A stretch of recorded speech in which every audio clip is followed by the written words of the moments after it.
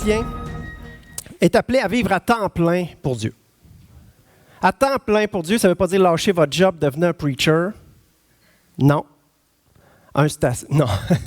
Non, mais il y a besoin de plus de personnes, effectivement, qui répondent à l'appel pour servir dans l'Église, tout ça. Probablement, peut-être, certainement, des gens qui ont des dons que Dieu veut développer. Toutefois, peu importe c'est quoi nos dons, peu importe où on se trouve, on est appelé à vivre à temps plein pour le roi.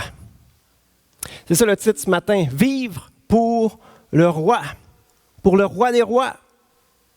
Et qu'est-ce que ça fait de vivre pour le roi? Ça change le monde. Changer le monde à la gloire du roi. Rien de moins. La semaine prochaine, ça va être la suite de cela. Et ce qui arrive, c'est qu'on vit dans une terre maudite. Les choses sont difficiles souvent sur la terre. Mais Jésus est mort sur la croix pour qu'on soit réconcilié avec le Père, qu'on soit en communion avec lui et qu'à travers nous, il puisse agir et restaurer les choses, changer les choses à la gloire du roi. Pourquoi c'est une souffrance pour moi? Parce que je ne le vois pas beaucoup dans l'Église. Je ne le vois pas beaucoup dans l'Église. Je le vois dans certaines personnes qui se laissent diriger par Dieu et que Dieu construit et que Dieu fait des belles choses. Mais c'est une minorité. Et ça ne devrait pas être comme ça. Si nos jeunes qui grandissaient dans l'Église voyaient comment, wow, la vie avec Dieu, c'est merveilleux. On n'arrête pas le progrès. Sky is the limit. Non, même pas. Il n'y a pas de limite avec notre Sauveur, avec Jésus. Tout est possible. Le chrétien est appelé à changer le monde à la gloire du roi. L'Église est appelée à changer le monde à la gloire du roi. On va voir tout de suite comment c'est le désir de Dieu depuis le début. De bénir un peuple de façon extraordinaire. Pas juste pour qu'il soit heureux avec son petit lui-même et son petit Dieu. Non. Pour qu'il soit une bénédiction pour les nations. Genèse 12. On est au 12e chapitre de la Bible. On est au début, pas mal. L'alliance que Dieu va faire avec Abraham. Versets 1 à 3. L'Éternel dit à Abraham, il n'a même pas changé de nom encore. Quitte ton pays, ta patrie et ta famille, et va dans le pays que je te montrerai. Je ferai de toi une grande nation, je te bénirai. Je rendrai ton nom grand. Ça veut dire célèbre, connu. Et tu seras une source de bénédiction. Je bénirai ceux qui te béniront, je maudirai ceux qui te maudiront. Et toutes les familles de la terre. Abraham n'a pas idée à quel point c'est gros la terre à ce moment-là. On pense que la terre est plate, pas dans le sens boring, mais dans le sens plat. En tout cas, il n'a pas idée à quel point c'est grand, à quel point c'est gros. Il n'a pas idée à quel point ce que Dieu est en train de lui dire, ça va être pour longtemps, ça va être tout un rayonnement. Mais il est appelé à quitter sa vie. Bien souvent, les chrétiens, on donne notre esprit, notre sort éternel à Dieu, mais notre vie reste pareille. Notre vie de tous les jours reste sensiblement pareille.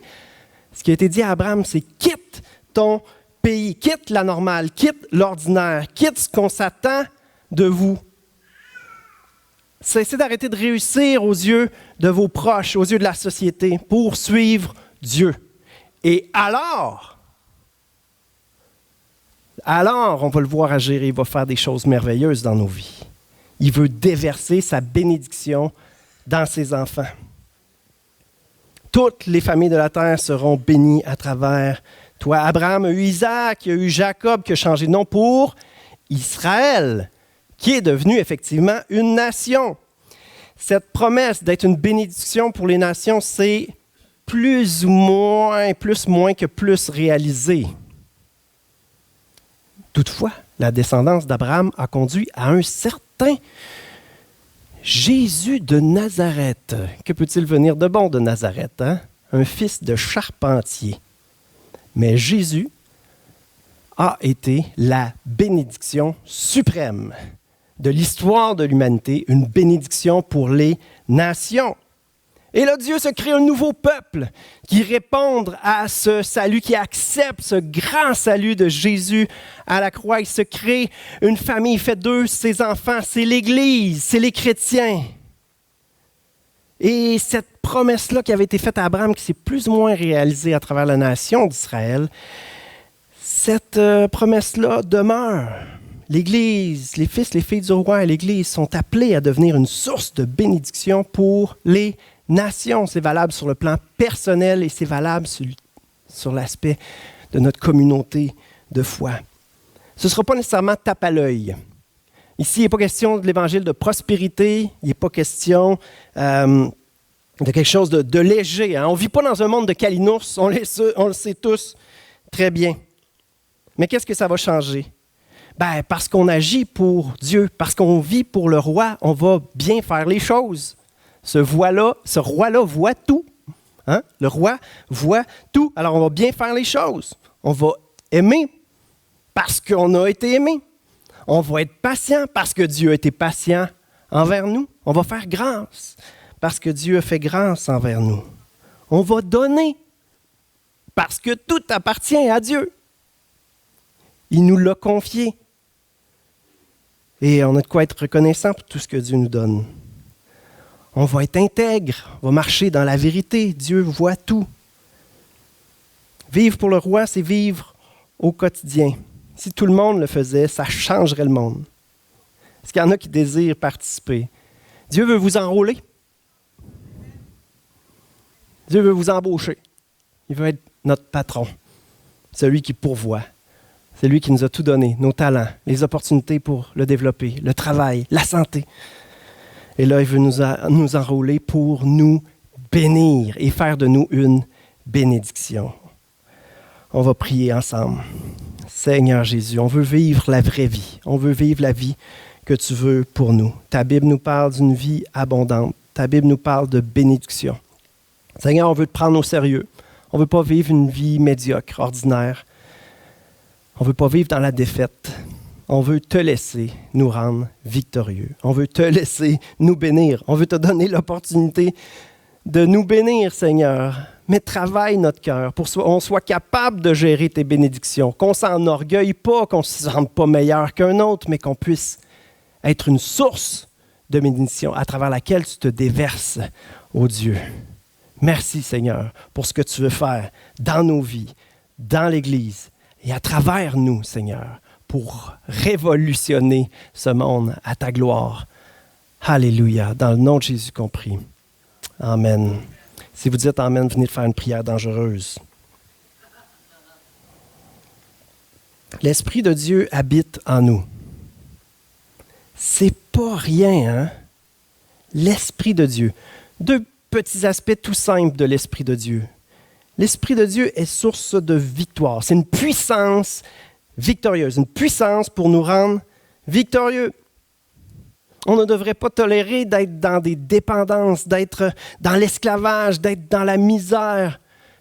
Puis surtout sur le plan relationnel, sur le plan on réagit à des difficultés, puis notre vie est pénible, lourde, on traîne un fardeau, souvent on est lourd pour les gens autour de nous aussi. Non, qu'il n'en soit pas ainsi.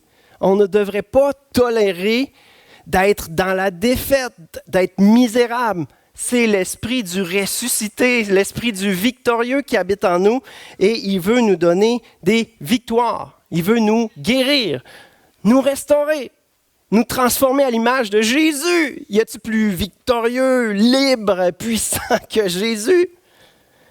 Il veut nous transformer à son image de gloire en gloire.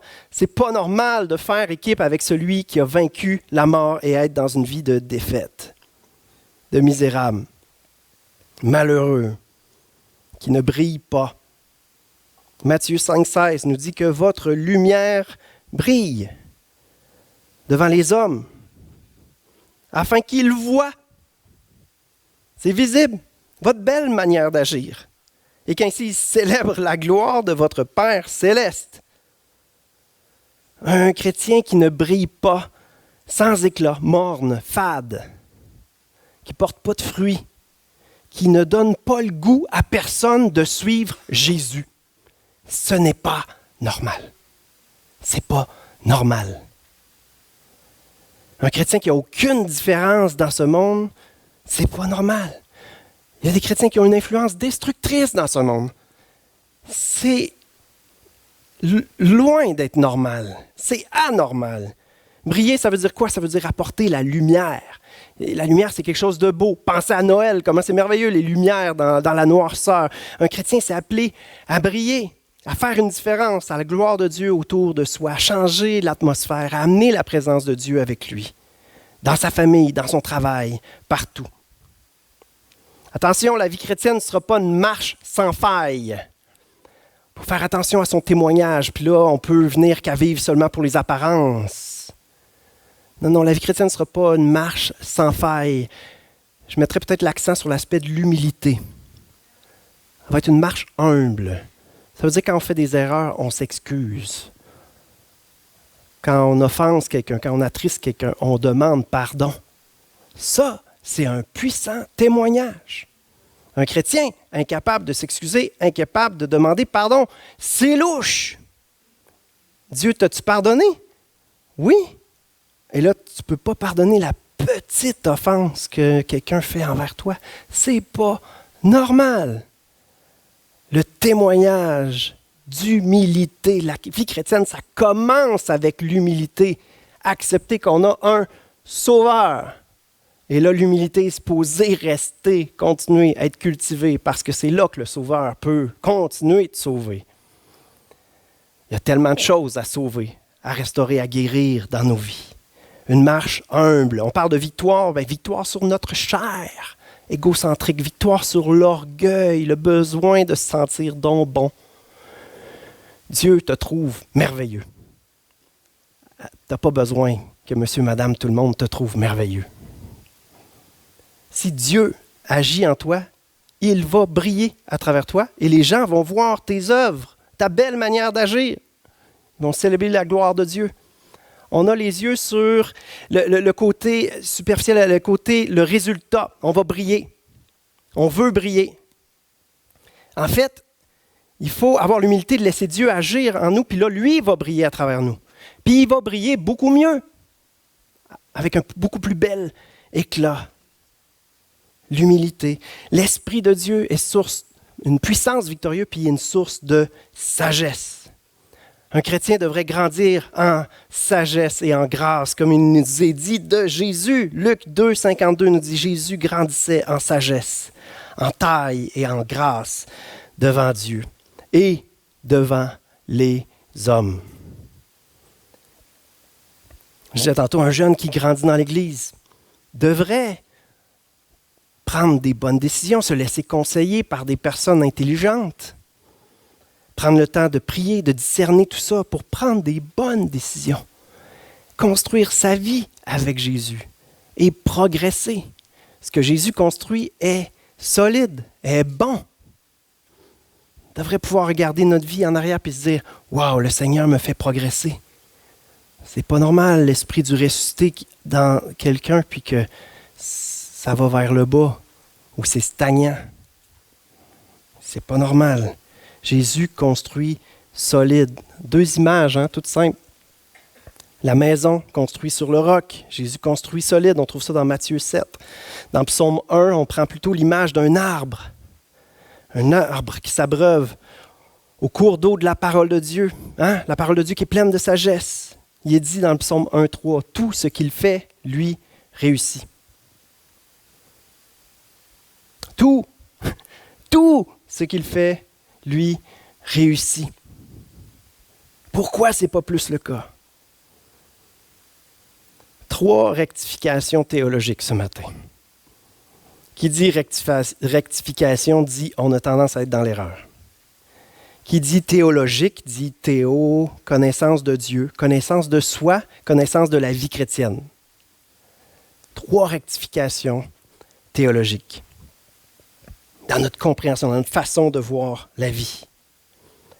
3 vérités qu'on a besoin de saisir. La première, ça va être Dieu se soucie bien plus que des 5 disciplines de base du chrétien. La deuxième, ça va être ce monde n'appartient pas à Satan. La troisième, les malédictions ne devraient pas être nos prophéties préférées. Laquelle vous trouvez la plus bizarre là-dedans? La 1, la 2 ou la 3? Hein, un vote, 1, 2, 3. Laquelle la plus bizarre? La 1, la 2, chacun a ses déclarations troublantes là. Vous avez raison de les trouver troublantes, moi aussi. C'est pour ça que c'est des rectifications théologiques. Alors, la première, pour ceux qui avaient la première, vous êtes « Yes, c'est la mienne en premier. Hein? » En mettant l'emphase sur les 5 disciplines de base du chrétien dans l'Église, on en est venu à croire que la vie chrétienne, c'est de s'abstenir du mal, lire sa Bible, avoir des temps de prière, aller à l'Église et, pour les courageux, évangéliser. Ne pas faire le mal, en fait, c'est une inaction. Lire sa Bible, extrêmement important. Avoir des temps de prière, oui, mais pas juste avoir des temps de prière. Extrêmement important avoir des temps de prière, mais il y a plus. Aller à l'Église, oui, très important. Évangéliser, ben oui, très important, c'est sûr. Mais est-ce que la vie chrétienne, c'est juste ça? Évangéliser, oui, c'est bien, mais on est appelé à incarner Christ. On est appelé à briller, pas juste parler. Bien qu'il faut parler aussi, avoir le courage de le faire. La Bible, il ne faut pas seulement la lire, il faut la vivre, la Bible. La prière, ça prend des temps à part, des temps de jeûne, effectivement aussi, pour aller chercher des victoires bien souvent. Mais il nous est dit de prier sans cesse. Donc, l'important, c'est d'avoir une intimité profonde avec Dieu et constante. Constante, ça veut dire en tout temps. Dieu, lui, nous écoute tout le temps. C'est nous qui fermons la ligne, peut-être. Prier sans cesse, en communion profonde et constante avec Dieu. Ne pas faire le mal, c'est bien. Mais en fait, on est supposé triompher du mal par le bien, c'est-à-dire faire le bien au lieu de faire le mal. Aller à l'Église, ça peut être très pratique, mais sans amour pour nos frères et sœurs. Donc, qu'est-ce qui est important? C'est le cœur, toujours. Un cœur qui désire apprendre à aimer. Non, c'est pas tout le temps facile. Non, on n'a pas toujours le goût. Mais bien souvent, non, pas mal tout le temps.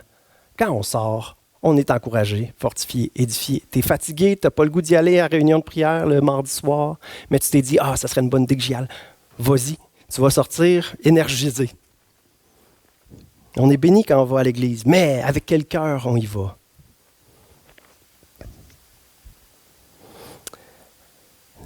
De mettre seulement l'emphase sur ces choses-là et de ne pas approfondir, ça fait qu'on a une pensée très, très, très limitée de ce qu'est la vie chrétienne. La vie chrétienne, ce n'est pas seulement ces 5 disciplines de base. La vie chrétienne, c'est toute la vie humaine. Avec, par et pour Christ.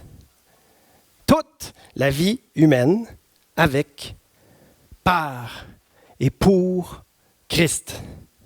Il y a de quoi méditer le reste de notre vie là-dessus. Toute la vie humaine avec, par et pour Christ. Pensons-y. Si Dieu se soucie seulement de ces 5 disciplines de base, on dort 8 heures par jour, à peu près. Il y a 168 heures dans une semaine. Il en reste 112 de vie active.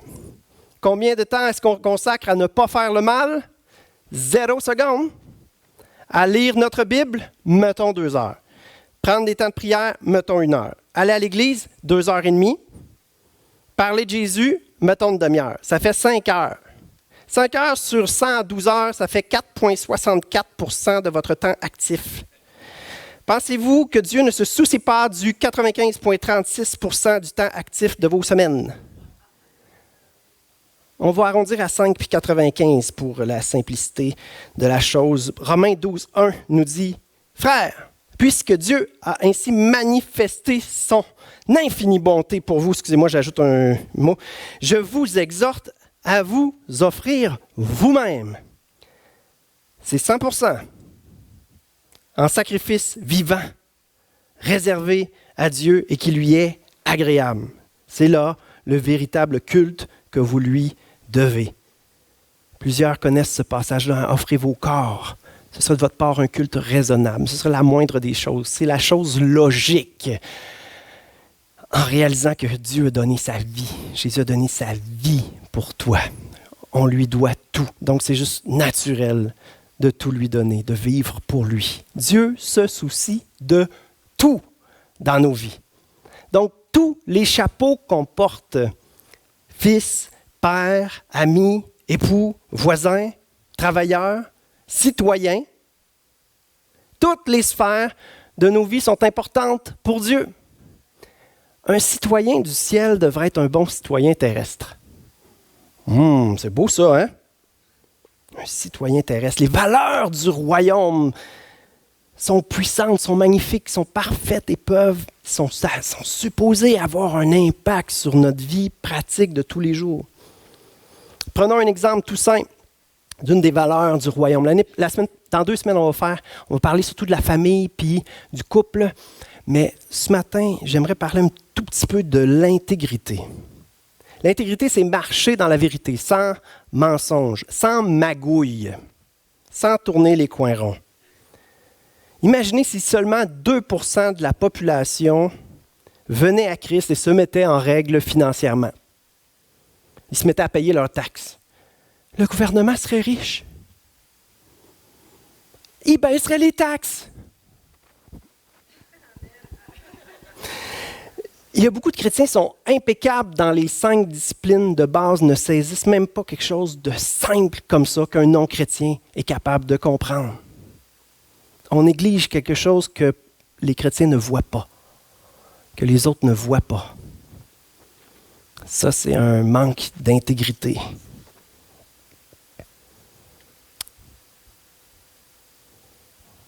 Donc, le premier, c'était Dieu se soucie de plus que des 5 disciplines de base. Deuxième rectification théologique, ce monde n'appartient pas à Satan.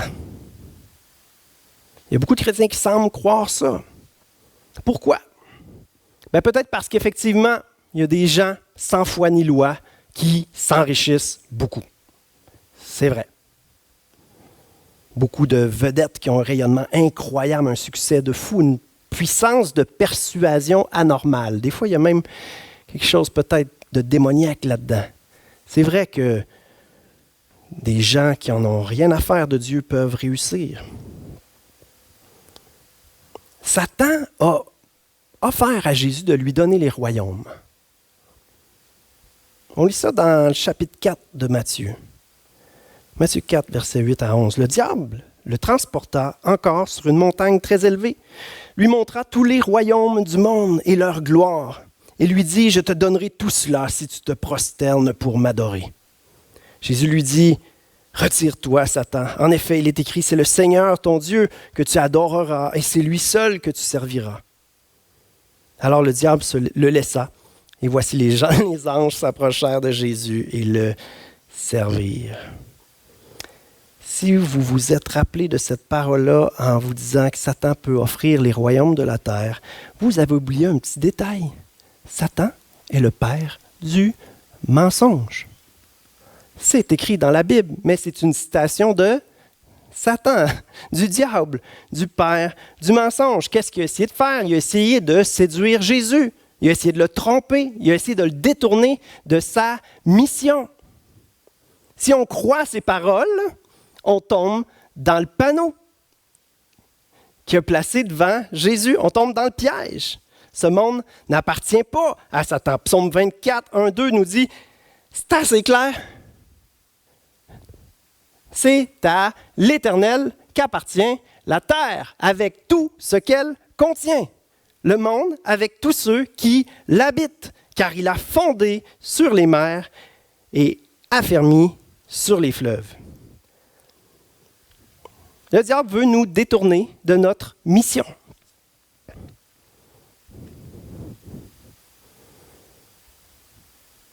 Dieu se soucie de plus que des 5 disciplines de base. La terre n'appartient pas à Satan. La troisième, les malédictions ne devraient pas être nos prophéties préférées. Si vos prophéties préférées riment avec désolation, apostasie, déchéance et mort, vous finirez par ressembler dans votre âme à ce que vous chérissez. Médite la parole jour et nuit, c'est pas médite les malédictions jour et nuit. Parfois, la parole cite Satan même. Comment l'ennemi s'y prend? Quand Adam et Ève ont désobéi, ils ont attiré une malédiction sur la terre. C'est vrai, on lit ça dans Genèse 3. Dieu dit à l'homme, puisque tu as écouté ta femme et mangé du fruit au sujet duquel je t'avais donné cet ordre, tu n'en mangeras pas. Eh bien, le sol est maudit à cause de toi. C'est avec peine que tu en tireras ta nourriture tous les jours de ta vie. Il te produira des ronces et des chardons et tu mangeras de l'herbe des champs. C'est à la sueur de ton visage que tu mangeras du pain. Et ce, jusqu'à ce que tu retournes à la terre, puisque c'est d'elle que tu as été tiré. Oui, tu es poussière et tu retourneras à la poussière. J'ai une question. Quelle est la bonne chose à faire quand une malédiction est prononcée? La subir bêtement? Regarder la détresse, la désolation s'installer? Est-ce que c'est ça qu'il faut faire? Je vous propose 3 options. La passivité, la résistance et la troisième, à vous de deviner. La passivité, c'est quoi? C'est être spectateur, observateur, commentateur. Ça, ce n'est pas des belles paroles qui sortent souvent. Et c'est ce que le diable veut faire. Il veut nous détourner de notre mission, nous faire croire que ça ne donne rien de faire une différence dans ce monde. Comment il nous fait accroire ça? Bien, il nous fait accroire ça en nous rentrant dans la tête que Dieu se soucie juste des 5 disciplines de base et que ce monde appartient à Satan. Alors, on fait nos petites 5 disciplines de base et on n'a aucun impact dans ce monde qu'on croit appartenir à Satan. Alors, on est passif, on ne fait pas de différence. Comme des spectateurs, on regarde les ténèbres gagner du terrain. On se cache sur notre île déserte chrétienne protégée. On passe complètement à côté de notre mission de changer ce monde à la gloire du roi. Ça donne des chrétiens qui ne croient pas que Dieu peut agir. Souvent, ces chrétiens-là ont l'espérance. Ils attendent le ciel. Ils y croient à l'espérance, mais ils n'ont aucun espoir. Il y a une différence entre les deux. L'espérance, c'est la hâte au ciel. L'espoir, c'est de croire que Dieu peut agir avant le ciel aussi. Dieu peut tout. Et il est le spécialiste des revirements de situation dans ce monde maudit.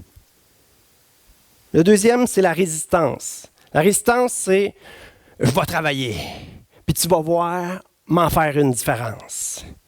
Il va en avoir du fruit. Watch-moi bien aller. » Ça, la résistance, ça s'appelle de l'activisme. Il y a un orgueil derrière ça. On devient le sauveur. C'est le complexe du Messie. C'est animé bien souvent par un zèle religieux amer, qui est plus dépendant de Dieu, qui a perdu l'humilité du chrétien. C'est subtil, c'est dans le cœur que ça se passe. On parle de réalité spirituelle, hein? C'est toujours dans le cœur que ça se passe. C'est pour ça que la parole est tranchante. Elle sépare jointure et moelle. Elle est précise, elle va jouer dans le cœur. Extérieurement, ça peut donner des bons résultats, quelqu'un qui est dans la résistance, dans l'activisme. Et Dieu peut agir à travers cela. Mais la personne n'aura aucune récompense céleste pour ça. Ça paraît bien, Dieu même peut agir dans sa grande miséricorde. Mais c'est le grand, le véritable Sauveur qui doit agir en nous et à travers nous pour que toute la gloire lui soit accordée. Il veut nous faire participer à sa gloire. C'est un des grands mystères. Pourquoi Dieu veut nous faire participer à sa gloire? C'est une folie qu'il a choisi de collaborer avec nous. Mais pour cela, il faut compter sur lui, il faut croire en lui, il faut collaborer avec lui. Donc il y a la passivité, il y a la résistance et il y a la repentance. Moi, quand j'ai pensé à ça, je me suis dit, qu'est-ce qui serait arrivé si Adam et Ève étaient tombés sur leurs genoux et avaient dit « Pardon ». On le saura, l'autre bord. C'est vrai, hein? Qu'est-ce qui se serait passé si tout de suite ils s'étaient repentis? Je ne sais pas. La repentance, c'est le retour à Dieu. Le retour à la parole vivante. La parole vivante. La parole comprise à travers l'esprit de révélation, l'esprit de la grâce, l'esprit d'amour, de joie, de paix. La parole peut être comprise avec un esprit de misère, un esprit de mort. La parole est une épée. Tu peux t'en servir avec un mauvais état d'esprit. Tu peux t'en servir avec des mensonges dans ta tête qui te dirigent, qui te conduisent, et tu peux détruire avec la parole. La parole est vivante, la parole s'est incarnée, c'est Christ, c'est lui qu'il faut connaître.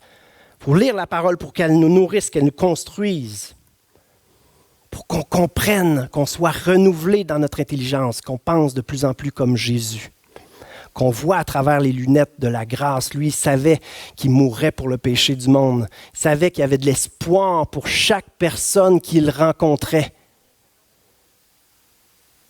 C'est parce qu'il y avait un regard différent. Il y avait les lunettes de la grâce quand il regardait les gens. Il savait que Dieu pouvait faire la différence dans la vie de chaque personne. Il savait qu'il y avait de l'espoir. La repentance, le retour à Dieu. Combien de fois on aurait dû se repentir plus vite? On s'est découragé, on a abandonné. Jésus a résisté un petit peu au diable. Qu'est-ce qui est arrivé après? Des anges sont arrivés pour le servir. Le diable, il n'avait pas dit ça, hein? Non. Mais il a persévéré, il a résisté au diable, puis Dieu a pourvu. Le point ici, c'est qu'une malédiction, ce n'est pas une fatalité à subir passivement. Une malédiction, c'est pas « Ah, qu'il en soit ainsi ». Parce que là, en tout cas, vraiment, c'est de souhaiter que le diable agisse, que le diable fasse son œuvre. C'est horrible.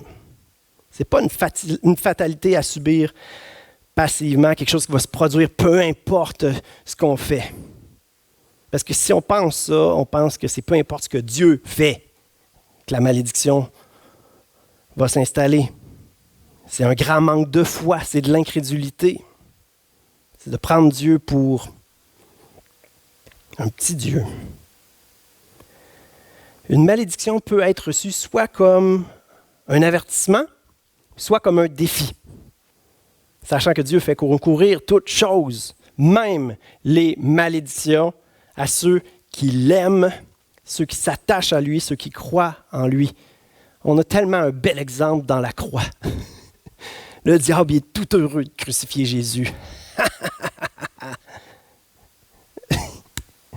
Il a été déçu après là. Ah non, j'ai manqué mon coup. Mais c'est ça que Dieu aime faire, revirer les situations pour sa gloire. Je vous donne un exemple rapidement. Un médecin te dit que vous risquez de mourir dans 2 mois. Qu'est-ce que vous faites? Vous attendez la mort? Non. Vous arrêtez de fumer, vous arrêtez de vous saouler, vous coupez sa poutine puis le Pepsi, vous mangez du brocoli, vous vous mettez à la marche 3-4 fois par semaine. C'est merveilleux, vous y prenez goût. Après 2 semaines, vous êtes capable de jogger même 15 minutes. Puis là, vous vivez 20 ans. Merci pour l'avertissement, docteur. Une malédiction n'est pas une fatalité à subir passivement. Un homme, une femme de foi dans le Dieu qui ressuscite les morts a toujours de l'espoir. Et à la fin, il reste l'espérance quand son heure est venue. Quand une malédiction est proférée, ou on pourrait dire même une parole de mort, quand une parole de mort a été proférée sur votre vie, quelqu'un a déclaré quelque chose que vous avez cru, un mensonge. Voici un beau verset à déclarer. Psaume 118, verset 17. « Non, je ne mourrai pas, je vivrai, et je raconterai ce que l'Éternel a fait. »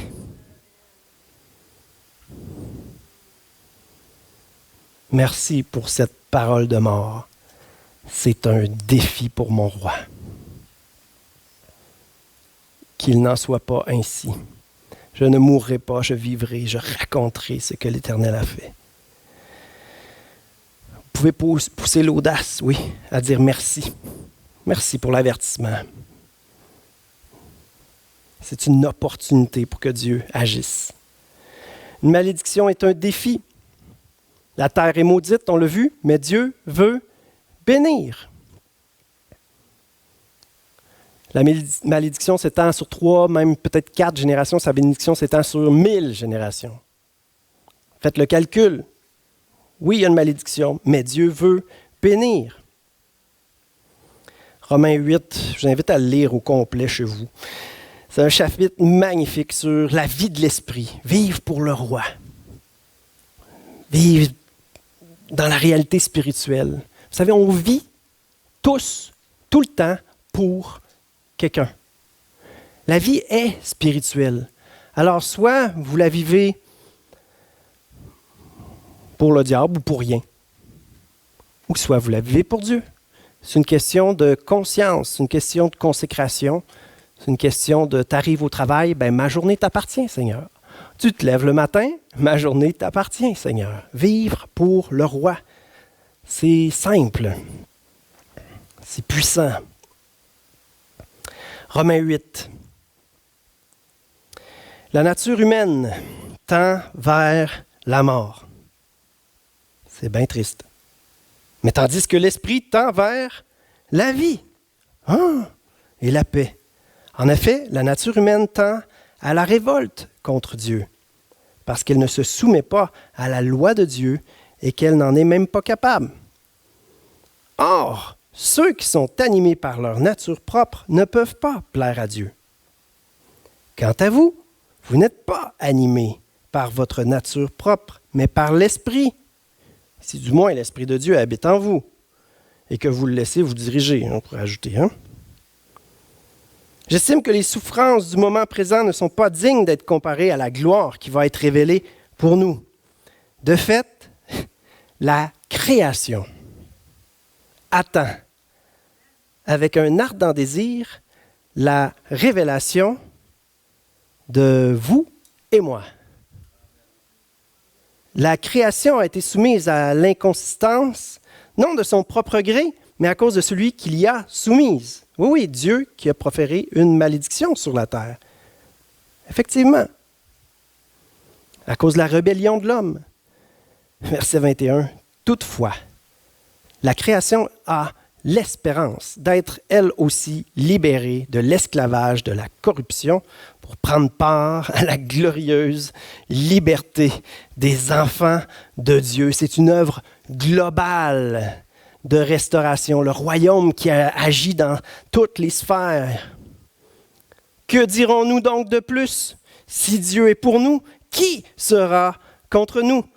Lui qui n'a pas épargné son propre Fils, mais l'a donné pour nous tous, comment ne nous accorderait-il pas aussi tout avec lui?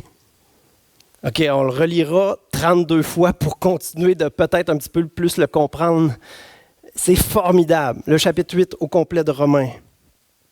Mais on voit cet élément-là qui nous dépasse de la création entière qui attend la révélation des fils, des filles du roi. Elle est soumise à l'inconsistance, mais elle a l'espérance d'être libérée de l'esclavage, de la corruption pour prendre part à la glorieuse liberté des enfants de Dieu.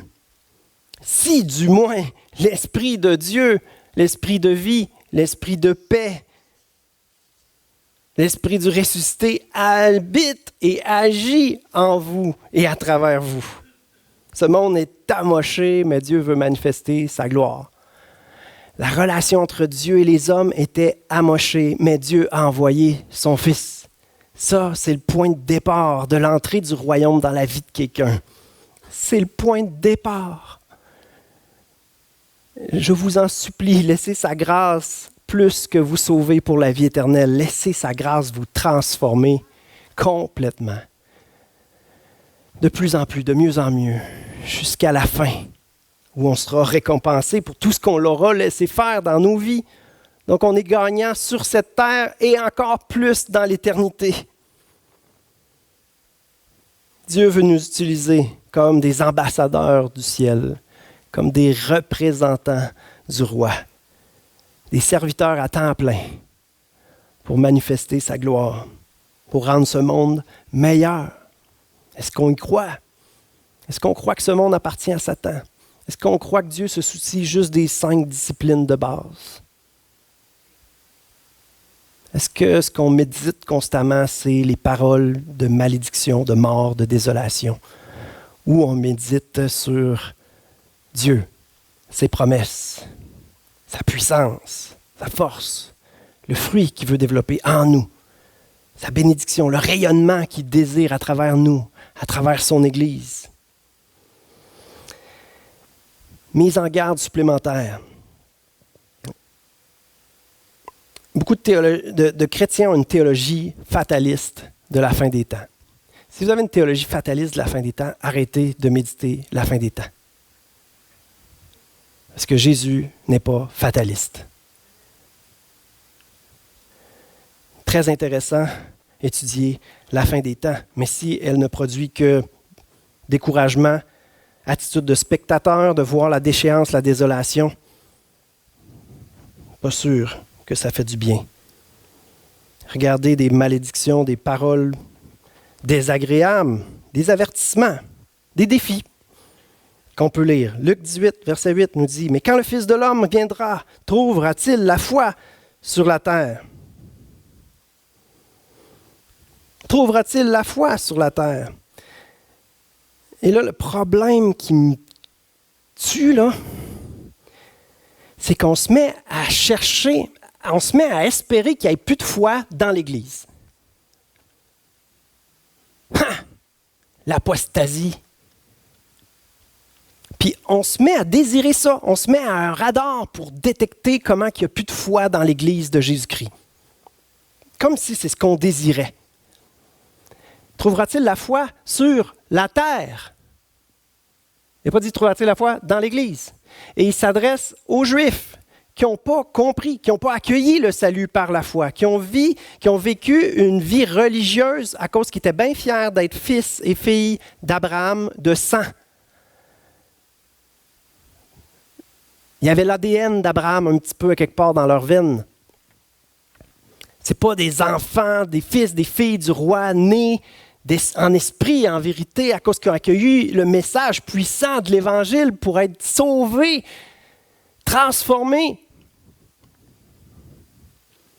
qui apprennent à vivre à temps plein pour le roi des rois.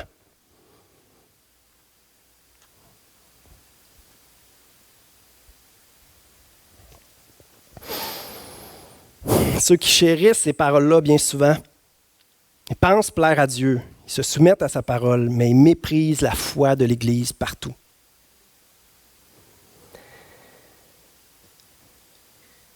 C'est triste.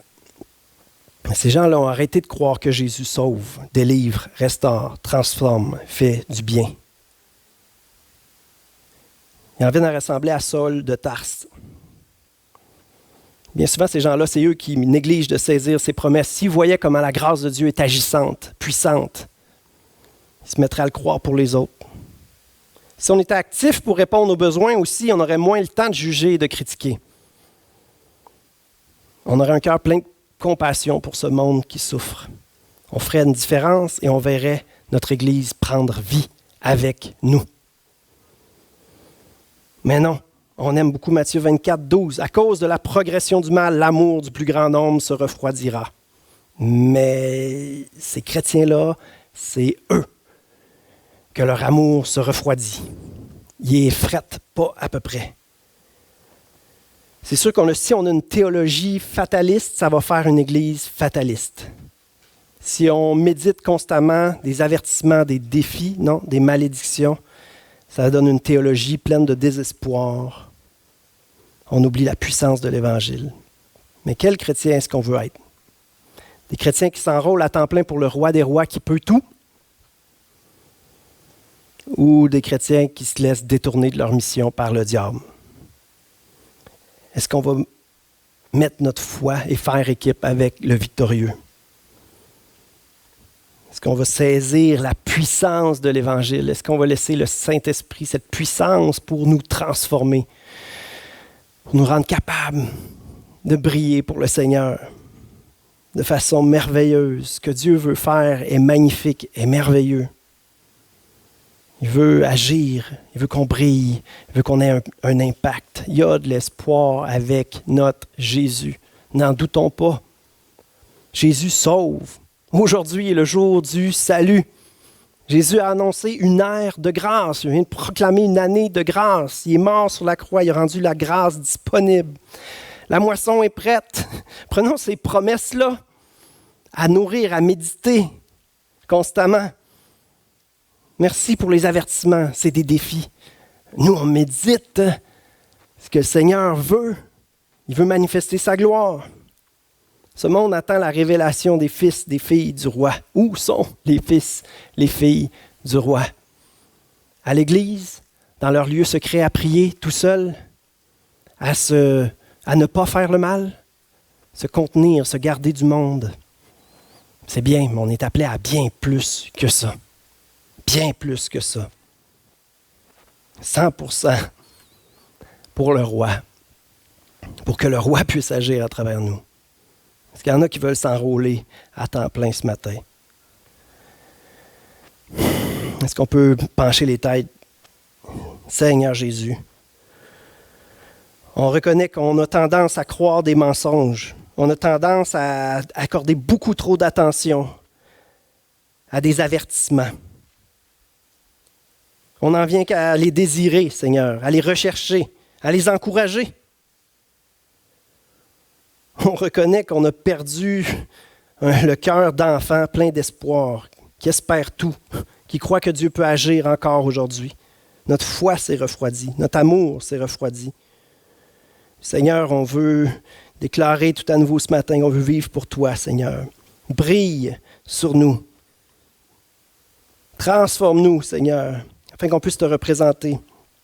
Brille sur nous, afin qu'on puisse briller pour toi. Seigneur, on veut être des sources de bénédiction. Et quand on dit ça, Seigneur, ça veut dire qu'on veut être béni. On veut être béni. Ah, Seigneur, libère-nous de cette pensée qu'on pense humble. C'est une modestie, une fausse modestie, c'est une médiocrité, c'est un manque de foi, Seigneur, on le reconnaît. On te demande de nous donner un petit pain, Seigneur, de vivre une vie misérable. C'est pas ça que tu veux pour les fils, pour les filles du roi. Tu veux nous restaurer, nous fortifier, qu'on marche la tête haute, qu'on te représente, Seigneur, avec fierté. Oui, ça va nous faire manger des coups. Oui, ça va coûter cher d'être intègre. Mais Seigneur, que ce ne soit pas nos stratégies pour s'enrichir qui nous guident, Seigneur, mais la foi en ta provision. La foi dans le fait, Seigneur, que tu possèdes tout, que tu peux tout, que tu veux bénir tes enfants, que tu veux briller à travers nous, Seigneur, afin que tous voient notre belle manière d'agir dans tous les aspects de nos vies, Seigneur Jésus. Seigneur, sers-toi de nous. On veut te servir.